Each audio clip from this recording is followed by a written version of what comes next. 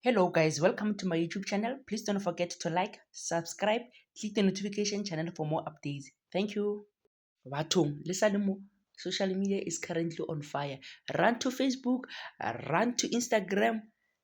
Yo, we both know these two, a well-known content creators, Tsonzo and McD. So apparently they say Tsonzo was cheating on McD for the past few years, but McD never find out.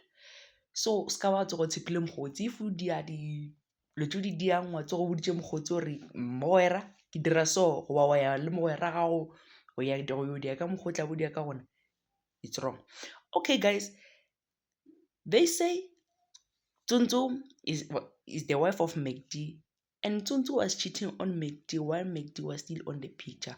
Oh, for those who doesn't know the two, allegedly they said McD is a transgender and Tsonzo is a cheese girl who is known at all social media platforms. So they are part of LGBT plus queer community.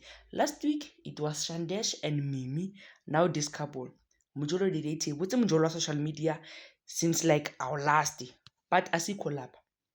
Here are the screenshot of Tsonzo's friend Bontle Chavalala confessing and exposing women wa Tsonzo.